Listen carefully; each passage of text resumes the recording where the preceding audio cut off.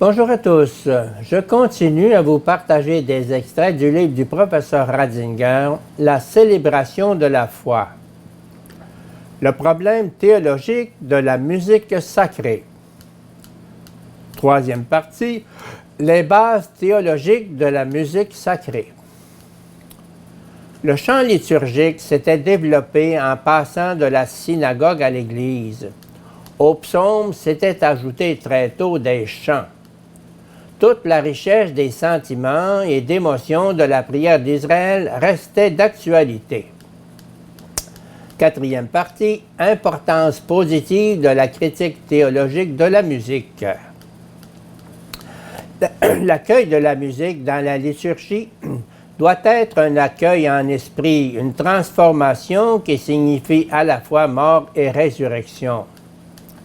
La valeur attribuée à la musique cultuelle dans les religions païennes ne tient pas la même place dans l'existence humaine que la musique qui glorifie Dieu à travers la création. La musique païenne a, dans bien des cas, pour but de provoquer l'extase des sens par le rythme et le mélos. Mais justement, ce faisant, elle n'introduit pas les sens dans l'esprit, mais tente de faire absorber l'esprit par les sens et de le délivrer par cette extase. Pardon. Mais dans ce glissement sensuel tel qu'il réapparaît dans la musique rythmique moderne, la place donnée à Dieu, salut de l'homme, est tout autre que celle que lui donne la foi chrétienne.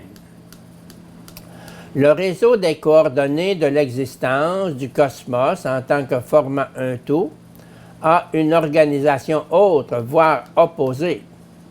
En fait, la musique peut devenir ici tentation qui conduit l'homme là où il ne faut pas qu'il aille. La musique ne devient pas ici purification, mais plutôt griserie. Si des restes de musique païenne africaine passent si facilement dans la musique païenne post-chrétienne, cela peut tenir, vu de l'extérieur, à des ressemblances de leurs éléments formels déterminants. Cependant, la raison profonde réside dans la convergence des conceptions spirituelles fondamentales d'une intelligence de la réalité qui, au sein des lumières du monde technique, peut en définitive être païenne et de ce fait très fruste. Une musique qui veut devenir moyen d'adoration a besoin d'être purifiée. C'est seulement ainsi qu'elle pourra elle-même purifier et élever.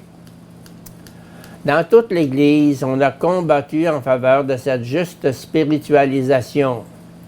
Et si le puritanisme des théologiens a souvent pu paraître entaché d'obscurantisme du point de vue musical, le développement de la grande musique sacrée occidentale, et même de la musique occidentale tout court, a cependant été le fruit de cette lutte.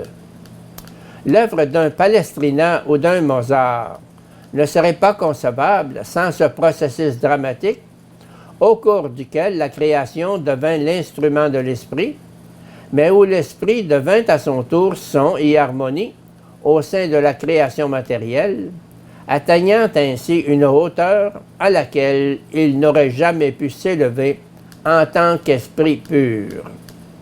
La spiritualisation des sens est la véritable spiritualisation de l'esprit. Personne ne pouvait voir ni entendre à l'avance, au départ de ce cheminement, à quel résultat on aboutirait.